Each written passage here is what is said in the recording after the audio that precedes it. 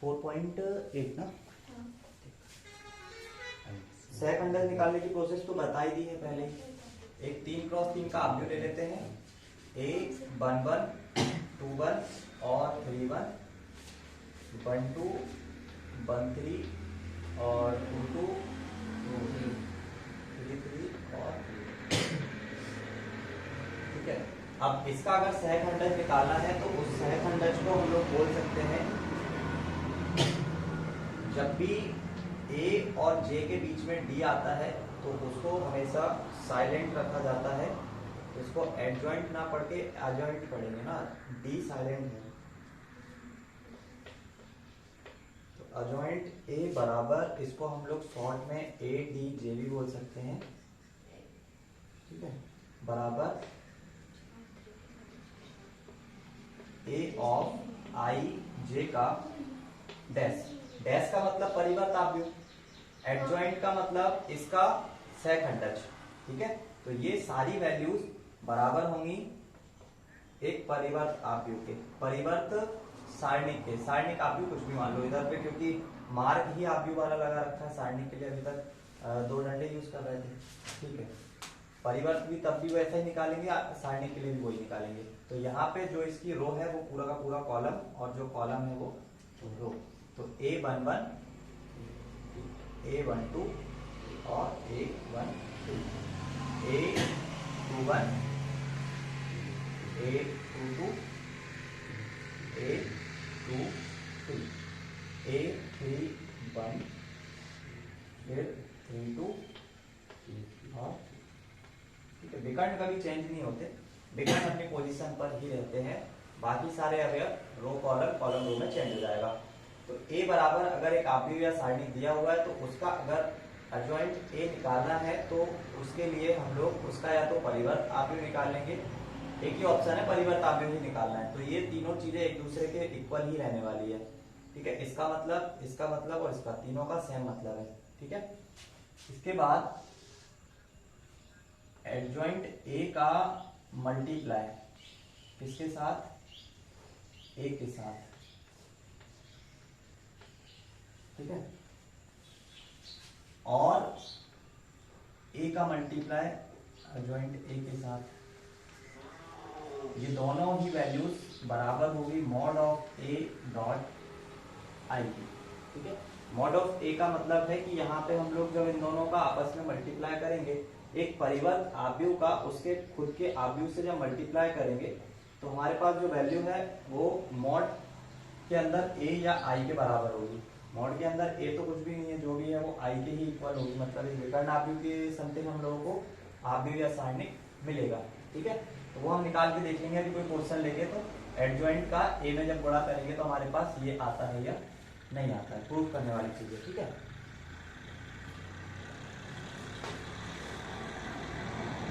तो समझ गए ना इसमें एडजॉइंट A कैसे निकालना है, एडजॉइंट A समझ गए ना कैसे निकालना है। ठीक है, ये आव्यूह में A हमको कुछ मिलने वाला नहीं है, यहाँ पे जो आव्यूह मिलेगा वो 3x3 में एक विकर्ण आव्यूह ही मिलेगा। परिवर्त आव्यूह का मतलब जब एक इनवर्स का एक नंबर में मल्टीप्लाई करोगे तो इनवर्स का उसी नंबर के इनवर्स में मल्टीप्लाई करोगे तो आंसर में 1 ही मिलेगा। 1 का मतलब एक आइडेंटिटी आव्यूह।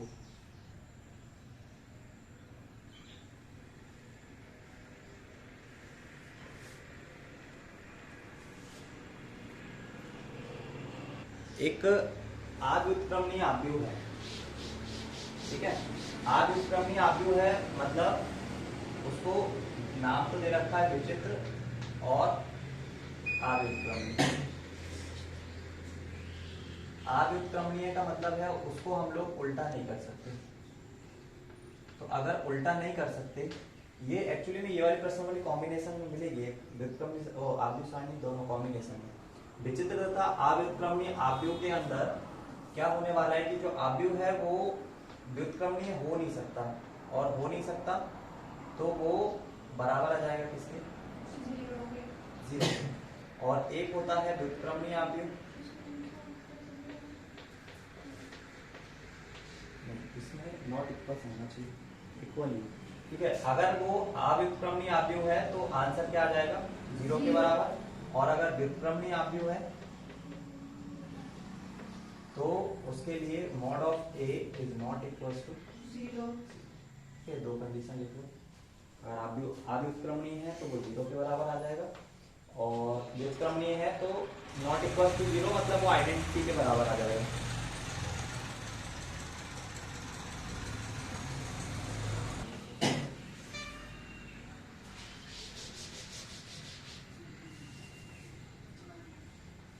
सहखंडज आव्यूह के गुण में पहला वाला तो देख चुके हैं, अजॉइंट ए के साथ मल्टीप्लाई अगर करते हैं ए का, या ए का मल्टीप्लाई अजॉइंट ए के साथ करते हैं तो ऑलवेज ये मॉड ऑफ ए के साथ आई आता है। ठीक है। दूसरा वाला एडजॉइंट ए का अगर मान लो सिर्फ पहले ए डैश निकालेंगे उसके बाद अजॉइंट निकालेंगे उसका, या ऐसा भी कर सकते हैं कि एडजॉइंट निकालने के बाद उसका डैश निकालेंगे। ठीक है। ये दोनों कैसे होने वाले हैं, बराबर ही होने वाले हैं। या तो ये निकाल लो स्टार्टिंग में, या एडजॉइंट ए निकालने के बाद उसका डैश निकाल लो। ठीक है। दोनों ही बराबर होने वाले हैं। और अजॉइंट ए के साथ अगर बी लिखा हुआ है मतलब पहले इन दोनों का मल्टीप्लाई करोगे, देन उसके बाद जो आंसर आएगा उसका अजॉइंट निकालोगे, तो बराबर इसको लिख सकते हैं, पहले हम बी का निकाल लें और फिर ए का निकाल लें और दोनों का आपस में मल्टीप्लाई कर दें तो भी आ जाएगा। ठीक है। मल्टीप्लाई प्रोसेस तो हम लोगों ने आव्यूह में पढ़ी है। ए बी का मल्टीप्लाई जब बाहर हम लोग निकालते हैं तो उसको हमेशा बी और ए का मल्टीप्लाई लिखते हैं। ठीक है। डैश के लिए ए बी का ए डॉट बी अगर उसका होल डैश लगा हुआ है तो बराबर होता है बी डैश और ए डैश। ठीक है। तो ये तीन प्रॉपर्टी तो अलग है। इसके बाद कुछ और प्रॉपर्टी है इसमें, जैसे कि नंबर एक पर प्रॉपर्टी है जो कि हमने ऑलरेडी लिख ली है ना, एक ये वाली प्रॉपर्टी, ए बी का इनवर्स बराबर होगा बी का इनवर्स डॉट ए का इनवर्स। बाहर आते समय वो हमेशा पलट के बाहर आएंगे। ठीक है। उसके बाद अगर किसी नंबर से इसमें मल्टीप्लाई करना है, मान लो कि k का मल्टीप्लाई है a में n क्रॉस n का एक आव्यूह है, तो k को हम लोग बाहर कर सकते हैं और a को यहाँ पे लिख सकते हैं। बस k जो है वो कितने टाइम्स है, n टाइम्स। पूरे a में अगर मल्टीप्लाई है उसका हर रो में हर कॉलम में, तो पहली रो से कॉमन लोगे, दूसरी रो से कॉमन लोगे, तीसरी रो से कॉमन लोगे, ऐसे कॉमन लेते लेते जितने n टाइम्स उसमें k होंगे तो k की पावर n ही हमारे कॉमन भी निकल के आएंगे।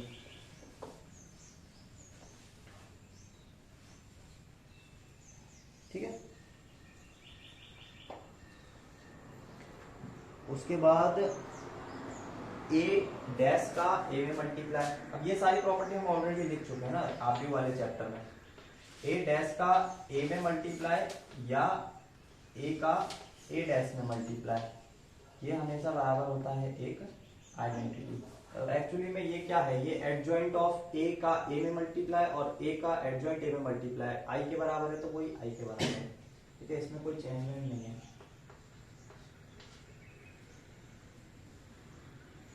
और इसके बाद ट्रेस का मतलब भी वही होता है जो इनवर्स का है। a का ट्रेस डॉट a बराबर a के साथ a का ट्रेस बराबर ये भी बराबर i। ठीक है।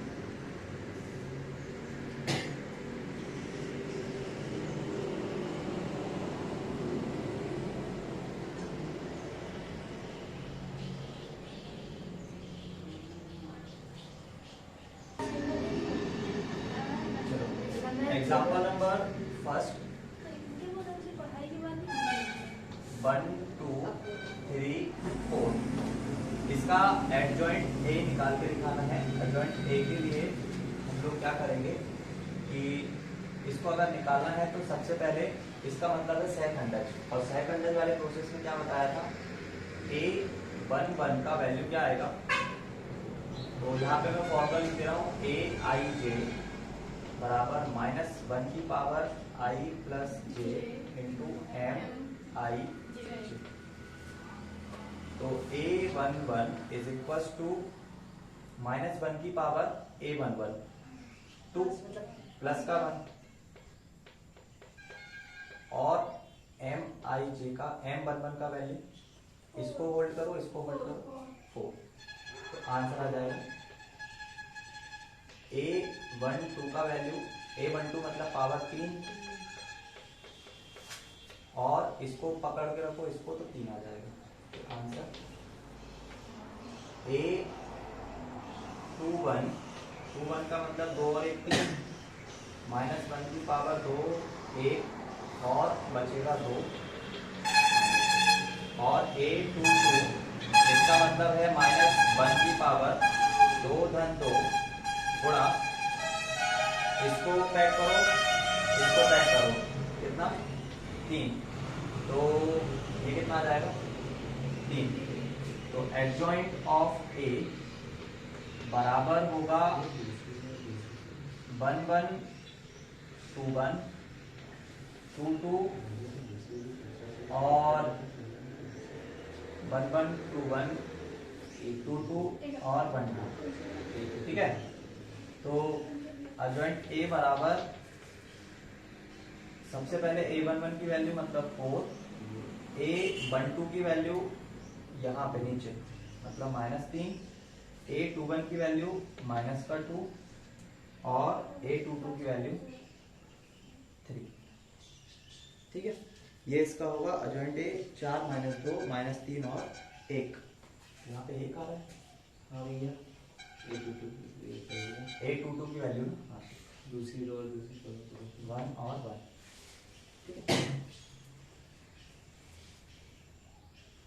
क्वेश्चन ले ले रहा हूँ जिसमें कि हम लोग इसका मल्टीप्लाई करके देख ले रहे हैं। ठीक है, वो जो फर्स्ट वाला दिया था एडजॉइंट ए का मल्टीप्लाई ए में और या ए का मल्टीप्लाई एडजॉइंट ए में, वो बराबर होता है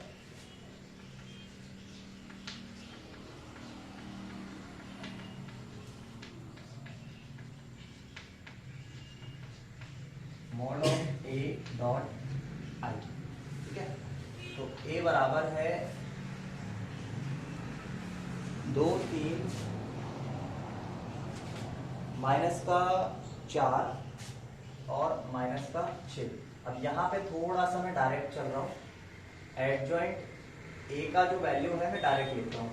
ठीक है, अब इतना तो समझ में आने लग गया ना, एडजॉइंट ए का वैल्यू अगर डायरेक्ट लिखना है मुझे, तो मुझे यहाँ पे 1 1 इसको मैं पहले यहाँ पे लिख दे रहा हूँ, a11 आएगा, यहाँ पे 1 2 आएगा, तो 1 2 की जगह यहाँ पे कौन आना स्टार्ट हो जाएगा, सेकेंड, यहाँ पे 1 2 आएगा और यहाँ पे 2 2 आएगा।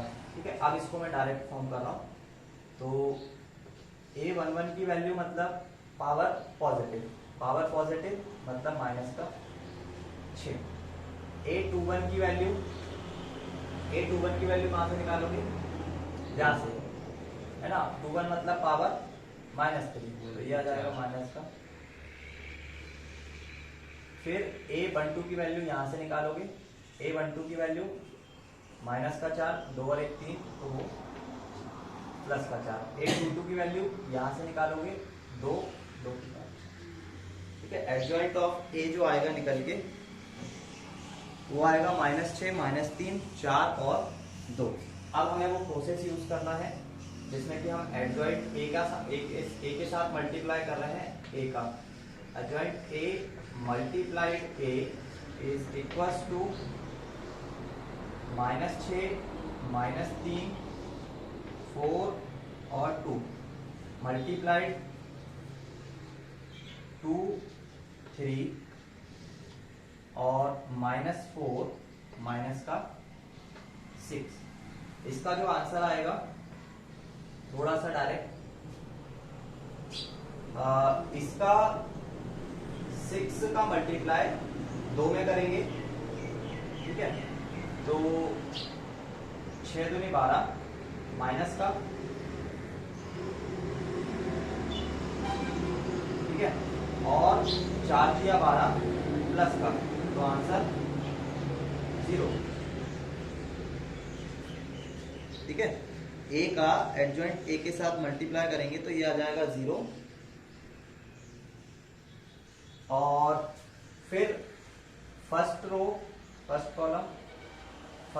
का कॉलम, इसके बाद पहली रो दूसरा कॉलम, 6 18 और 6 18, तो ये भी क्या आ जाएगा 0, 4 दूनी 8, 4 दूनी 8 0, और 4 12, 6 दूनी 12, ये भी क्या 0 0। अगर कॉमन लेते हैं 0 क्या कॉमन लेते हैं, ये जो आव्यूह हमारा निकल के आता है 1 0 0 1, विकर्ण आव्यूह का जब क्रॉस मल्टीप्लिकेशन करके आंसर निकालो तो वो 0 ही बन के आएगा। तो आई बराबर इसका आंसर आ जाएगा क्या, ए dot adjoint A dot A, है ना, ये आ जाएगा हमारे पास। और इसके बाद हम लोग निकालेंगे क्या, ए के साथ एडजॉइंट ए का मल्टीप्लाई, तो वो बराबर होगा ए का अवयव 2 -4 3 और -6, इसका डॉट निकालना है ए एडजॉइंट ए के साथ, -6 -3 4 और 2, तो ये भी पूरा का पूरा 0 0 0 और 0, इसी को हम लोग लिख लेंगे 0 1 0 0 और 1। अगर ये आगे 0 मैंने लिख रखा है, इसका मतलब क्या है कि वो आगे पूरा 0 ही है। अगर ये 0 बाहर लिख रखा है, अंदर में कुछ भी लिख लूँ, कोई भी अगर कैसा भी चेंज कर लूँ, जैसे ही 0 का अंदर मल्टीप्लाई करेंगे वो वापस से पूरा का पूरा 0 बन जाएगा। तो बाहर ऐसा लिखने से इसको कोई फर्क नहीं पड़ने वाला। तो हम लोग बोल सकते हैं कि इस आव्यूह को अगर तुम लोग सॉल्व करोगे, 6 दूनी 12 और 4 तिया 12, 6 दूनी 12 है ना, और यहाँ पे माइनस माइनस प्लस, तो इसका जब मॉड ऑफ ए निकालोगे वो भी कितना आएगा 0। तो यहाँ पे हम लोग बोल सकते हैं कि लास्ट में जो हमारे इन दोनों का जो आंसर आ रहा है वो एडजॉइंट ए के साथ ए का मल्टीप्लाई, एक 0 अवयव आ रहा है, देन उसके बाद हम उसको 1 1 बना रहे हैं। ए का इसके साथ जब मल्टीप्लाई निकाल रहे हैं तो भी हमारे पास एक ऐसा अवयव आ रहा है जिसमें आगे 0 और फिर 1 1 1 हम लोग बना रहे हैं। तो इस 0 को हम लोग लिख सकते हैं कि ये वैल्यू जो है वो मॉड ए की है, और उसके साथ डॉट में आ रहा है कौन, आई, जो कि हमने इसको बनाया है। ठीक है, तो ये प्रूव हो गया, एडजॉइंट ए का मल्टीप्लाई ए में और ए का मल्टीप्लाई एडजॉइंट ए में बराबर होगा mod of a dot i. Mod a यहाँ से भी निकाल सकते हैं, या जो आंसर आ रहा है उसमें से भी देख के निकाल सकते हैं। ठीक है, चलो एक क्वेश्चन मैं तुम लोगों को देता हूँ, उसको तुम लोग करना।